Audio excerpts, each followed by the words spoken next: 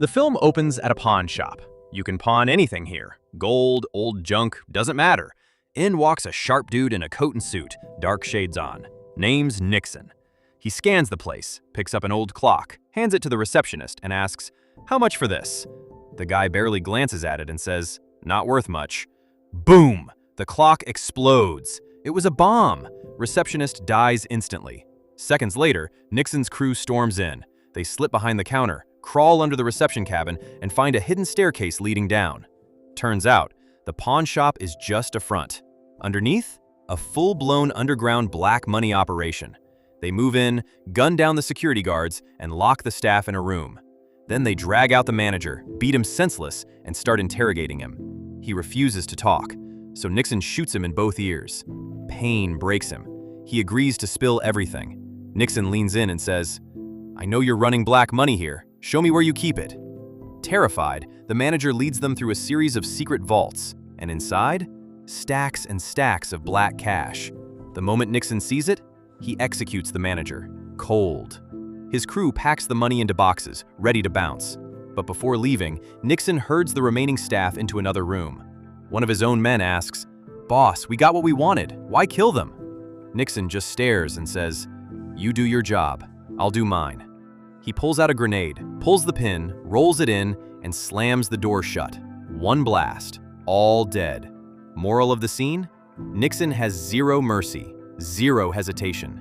He and his crew load up the cash and head back to their warehouse. They've got a boss above them, name's Rhodes. He doesn't join the heist in person, but he's the mastermind. Gives them the blueprint, the plan, everything. After the job, Rhodes shows up at their warehouse. They count the haul, 20 million US. That's roughly 190 crore Indian rupees. Massive. Now their crew also includes a deadly woman, Serena. Keep an eye on her. She's a straight-up killer. Rhodes lays out the usual rule. No changes to the plan. We split up, go our separate ways. Zero contact with each other. We store the cash at our usual spot, and once everything cools down, we split it evenly.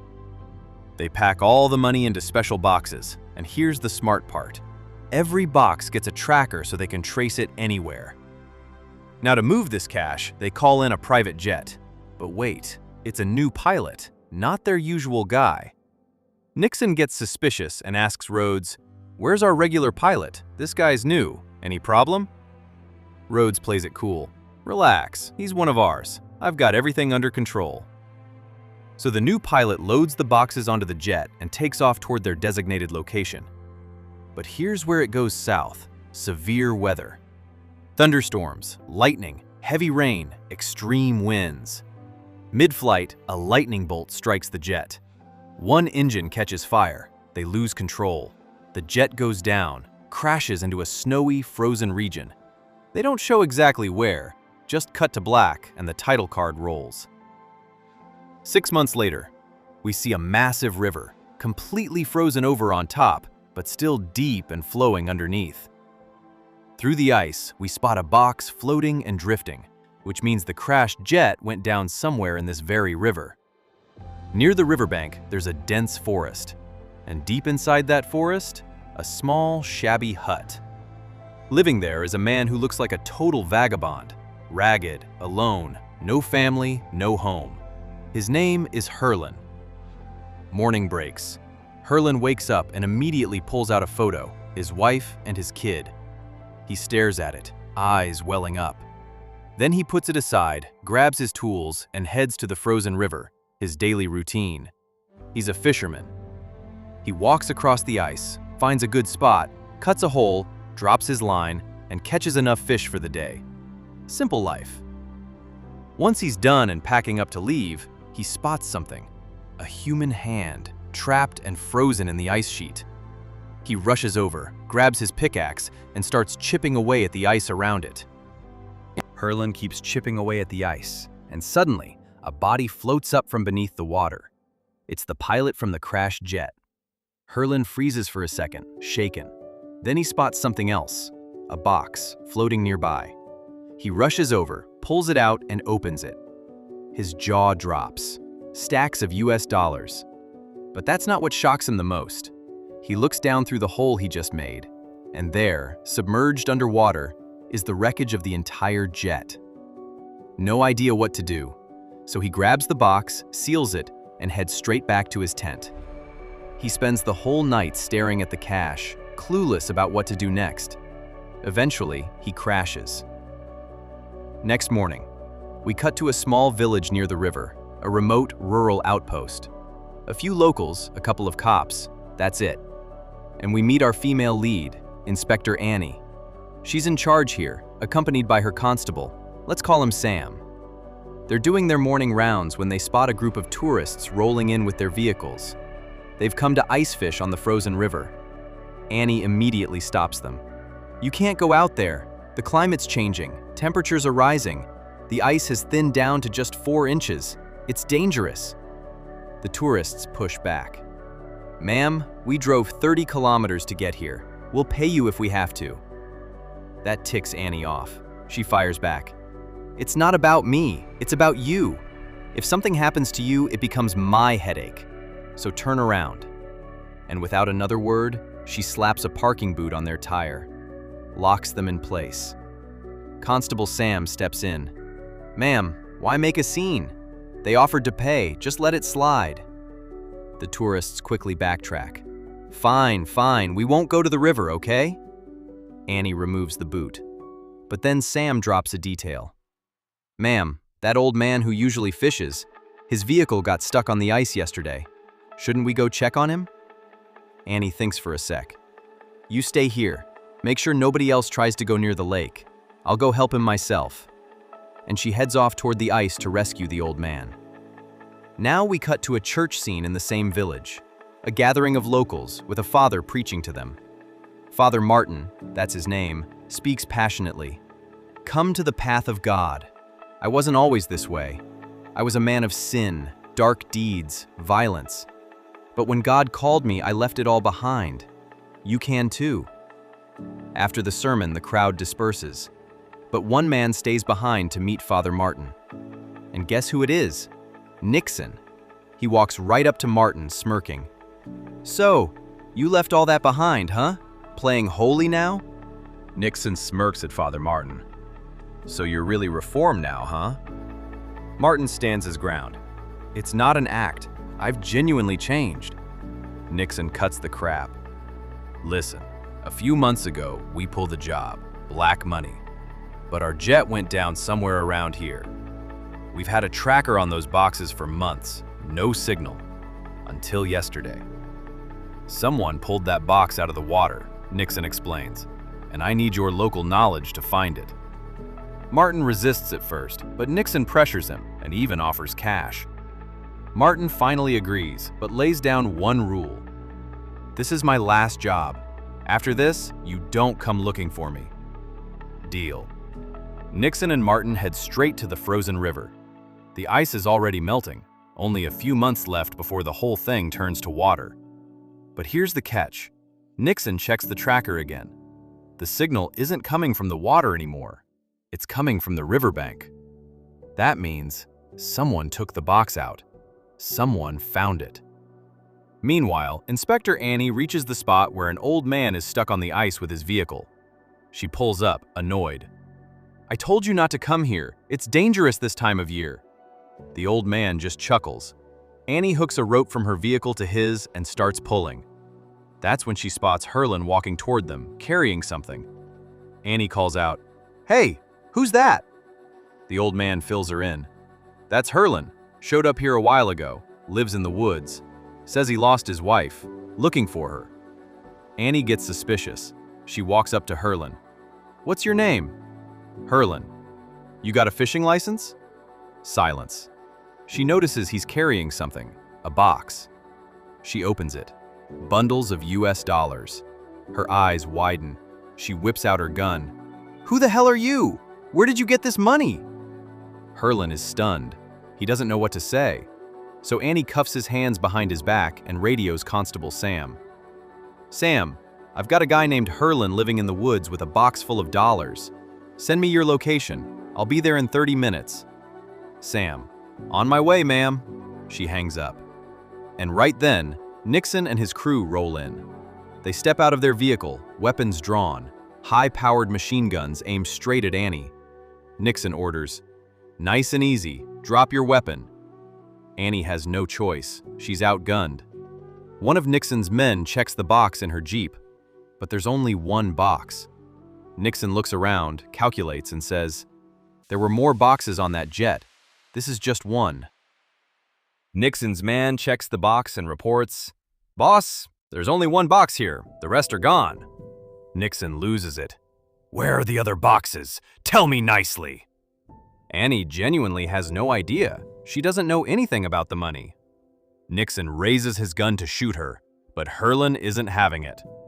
Even with his hands cuffed behind his back, Herlin lunges forward and headbutts Nixon hard. At the same time, the old man they came to rescue pulls out a hidden gun and starts firing at Nixon's crew. Chaos erupts. But then, Serena flanks around and shoots the old man dead from behind. In that split-second gap, Annie jumps into her Jeep, hits the gas, and speeds off. Herlin manages to leap onto the back of the moving vehicle. Serena, that deadly woman, jumps after him. But Herlin doesn't hesitate. He kicks her off mid-ride. She crashes to the ground, and the one money box they had? It slips out and falls through an ice hole, straight into the freezing water. That cash is gone too. Nixon is absolutely furious. He orders his men, "Kill them all! Get the vehicle!" But their vehicle won't start. During the shootout, a tire got punctured. Meanwhile, Annie escapes with Herlin. She fires questions at him. "Where did you get all that cash? Who are these guys?" Herlin explains, "I don't know much, ma'am. This morning I went fishing, saw a crashed plane under the ice. This box floated up. There were more boxes down there, that's all I know." Annie immediately calls Constable Sam. "Sam, there's a crashed plane in the river with a ton of cash. Armed criminals are here. They killed the old man. Bring as many cops as you can, now." Sam, "On my way, ma'am. ASAP." She hangs up and keeps driving, but suddenly the Jeep stalls.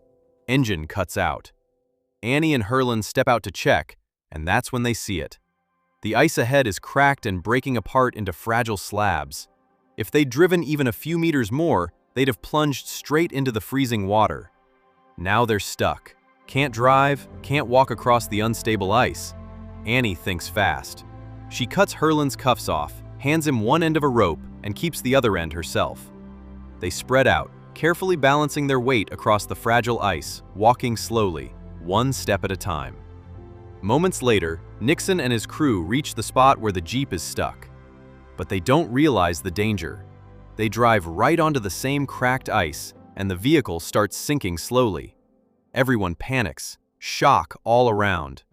They can't recover the vehicle, but they fight to save themselves. Nixon and his crew barely escape the sinking vehicle. They crawl onto the ice, shaken but alive. Just then, another of Nixon's men arrives in a separate car, and he's brought something useful, a ski scooter, ice bike. His name is Gabri, and he's Serena's boyfriend. Nixon orders him, "Track them down." Gabri hops on the ski scooter and zooms across the frozen river, chasing Herlan and Annie. Meanwhile, Herlan and Annie reach Herlan's tent in the woods. Annie spots a family photo, his wife and child, but doesn't ask. Herlan moves fast. He grabs his bow and arrows, plus a bunch of heavy-duty animal traps, the kind used for wild boars. He sets them across the ice in multiple spots. Gabri arrives at full speed, gun in hand, laser focused on the tent. He doesn't see the trap. Snap! The scooter gets caught, flips. Gabri goes flying. His gun skids away. He scrambles for it, but Herlan fires an arrow straight into his leg. Gabri drops, unable to stand. He crawls, dragging himself. Herlan approaches to finish him. But Gabri is stronger than he looks. He grabs Herlan and flips him over, and they end up struggling on the broken ice. Gabri pins him down, grabs his gun, and aims. Time to finish you. But right then, Annie appears. She grabs one of the boar traps and slams it onto Gabri's neck. The trap locks. Deep gash. Blood pours. Gabri collapses, dead. Annie pulls Herlan out of the water, but she knows. We can't stay. They have real weapons. Bows and traps won't stop them. They flee into the forest. Minutes later, Nixon and his crew, including a furious Serena, arrive at the scene. She sees Gabri's body, neck torn open. She loses it, screaming, raging. Nixon grabs her. "Control yourself!" Serena hisses. "I want both of them. I want to gut them." Slowly. Nixon, "Calm down. We'll find them. We'll kill them." They regroup, form a plan, and move out. Deep in the forest, night is falling. Freezing wind, dropping temperatures. Herlan is injured, can't walk fast. Annie notices something critical. Their footprints are visible in the snow. If Nixon follows them, it's game over. Smart move, she grabs a branch and sweeps away their tracks, covering their trail. Then she leads Herlan to an old cave she knows, a hidden spot in the woods. They take shelter, trying to survive the cold. Nixon and his crew never stopped following them. Through the heavy snow, they kept tracking Annie and Herlan, but after a point, they lost the trail. Nixon decided, let's find somewhere to rest for now. They spotted an abandoned old warehouse and settled in for the night. Before long, Rhodes, their boss, arrived at the location. Rhodes walked in furious, tearing into them. "Useless idiots! A forest ranger and a vagabond, and you can't even catch them? What did I even send you here for?" He was raging. Then he went over to Serena and said, "Don't worry, we'll get revenge. We'll find them both and kill them. But first, let me tell you something. All this time, we've been struggling to recover the cash we stole, but someone among us tried to pull off a plan to take the money for himself, and I know exactly who it is." Silence fell over the group. Then a young guy stepped forward, trembling. "Boss, forgive me. It was a mistake. Please don't hurt me." Rhodes smiled coldly. "Come here, son." Terrified, the kid walked over. Rhodes grabbed him, slit his throat with a knife, and stabbed him multiple times. The boy died right there. Rhodes turned to the rest and said, "I can forgive anything, but betrayal? Never. Did you think I'd let a snake like you walk free?"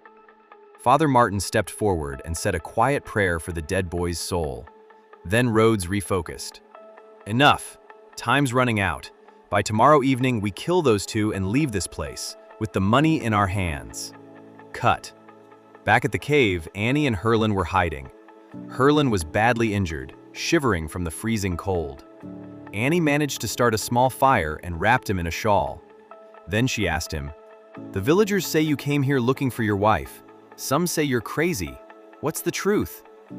Herlan finally opened up. He was a former military man, served in Afghanistan for years. While he was away, his wife and daughter stayed in this village, her hometown. During that time, his daughter contracted a lung infection and died. Herlan wasn't there. His wife was left alone, couldn't bear the grief, and drank herself to death. Now Herlan has no one. He returned and came to this forest to live in memory of his wife and child. His voice cracked as he spoke, his eyes filled with pain. Annie understood. She sat with him, comforting him in silence. Annie shows Herlan the pendant around her neck and says, "See this? It's a tiger's tooth. It was given to me by a native tribe that lives in this forest. Honestly, I'm from that tribe too. And those gangsters hunting us? The tribe is our only hope. We need to get to them." Next morning, Annie leads Herlan straight to the tribe's camp. Their leader, Oz, greets them but immediately scowls at Herlan. "Girl, it's been a long time, but why bring this madman here? That wasn't needed." Annie asks, "Uncle, do you know him?" Oz replies, "Of course I do. His wife, that poor girl, she was one of us. She left because of her love for him. She had a good family here. But after their child died, she lost her way. Alcohol, drugs, she destroyed herself. And it was his fault. If she had stayed with us, she'd still be alive. We don't want him near us." Annie understands but explains everything. The criminals, the money, the crashed plane under the ice. Oz is reluctant at first, but Annie insists. Finally, Oz gives in and lets Herlan stay with them. They all start walking across the frozen river. During the trek, they notice something strange, bubbles rising through the ice. Herlan and Annie realize what it is. Oz warns them, "Don't create any sparks. No matches, no striking stones. Those bubbles are methane gas. One tiny spark and this whole area goes up in flames." They move carefully, reach the tribe's camp, and are given a place to rest. Annie tells Herlan, "Honestly, I was with them before. I didn't leave out of anger. I became a forest ranger to protect them." She tells him to rest and says they'll figure out the rest later. Next morning, Constable Sam arrives in a hurry. He calls for Annie and tells her, "The team you asked for is waiting. We need to move fast. Also, you mentioned a plane under the river. Let's go get the money. Where's the location?" But Annie catches the trap. She never told Sam about a crashed plane, just about money under the water. How does he know about the crash? Sam is working with the gang. When she confronts him, Sam smirks. "Come on, Annie, don't be so negative. A lot of money is about to come our way." Sam tells Annie, "They promised me 5%. Just bring that beggar Herlin and show me the location. 5% is crores. Our lives are set. Please, just come with me." Annie refuses flat out. "No, I'm not coming." Sam loses it, pulls his gun, and forces Annie, Herlin, Oz, and his people at gunpoint. He marches them out of the camp. Meanwhile, Nixon is at the riverbank, about to light a cigarette. Father Martin rushes over. "Don't light that! There's methane gas trapped in the ice." One spark and the whole place explodes. Nixon puts the lighter away. Rhodes and Serena are watching the river, waiting for Sam to deliver Annie and Herlin. They spot Sam's vehicle approaching. Inside the car, Herlin makes a move. "Sam, think about it. Why settle for 5% when we can take it all? The tracker is in my bag. Let's do this together." Greedy Sam falls for it. He reaches into the bag and triggers a wild boar trap Herlin had planted inside. It clamps down on his hand. He loses control of the vehicle. It flips over. Annie and Herlin survive with minor injuries, but Sam is badly hurt and crawls out, gun in hand, furious. Before he can shoot them, a bullet hits his head. It's Serena. She shoots Sam dead. Herlin acts fast, grabs Annie's gun, and fires multiple rounds into Serena's chest. She drops. But then Nixon, Rhodes, and Martin arrive and hold them at gunpoint. They demand the crash location. Herlin refuses. Annie refuses. Rhodes orders Martin to shoot Annie. Martin hesitates. "I'll do anything you ask, but not kill. I can't do that again. I'm done." Rhodes doesn't accept. Martin turns and walks away. Rhodes shoots him in the back. Martin falls, bleeding, and looks at Rhodes. "I'm not getting out of this, but before I die, I'm taking you with me." Martin takes out his lighter, flicks it, and drops it into a methane hole in the ice. The gas ignites instantly. Flames shoot out across multiple holes, turning the river into a fire trap. A massive blast of fire hits Rhodes directly. His entire body goes up in flames. He burns alive, dying right there. Herlin, Annie, and Nixon barely escape, running into a nearby warehouse on the riverbank. But once inside, Nixon turns the tables. He holds Annie at gunpoint. He demands the crash location. She refuses. Nixon takes a knife and cuts off part of her ear. She screams and falls. Before Nixon can finish her, Annie, even in pain, kicks over a pile of lightweight boats stacked nearby. They tumble onto Nixon, giving Herlin an opening. He attacks. They fight hard, but Nixon is a skilled professional. He overpowers Herlin, knocking him down. Herlin grabs a broken oar with a sharp edge and stabs it into Nixon's shoulder. Annie joins in, and together they overpower him. Herlin takes the sharp piece of the oar and drives it straight into Nixon's throat, then kicks him into the water. Nixon sinks, bleeding out. He's dead. Days later, Herlin is now living with the native tribe. He's still carrying the trauma of losing his wife and daughter, but Oz performs a ritual to help heal his mind. Herlin feels a sense of peace, almost as if his family is near him again. Meanwhile, Annie reports the crashed plane and the money to the government, but she only hands over $4 million, about 50 crore rupees. She keeps the rest, around 150 crore rupees, and secretly gives it to the tribe to secure their future. She became a forest ranger specifically to protect them. Annie also has a daughter. Herlin now treats the girl like his own child. The fatherless girl sees him as her father. Slowly, Herlin begins to forget his painful past and embrace a new life. And that's where the film ends.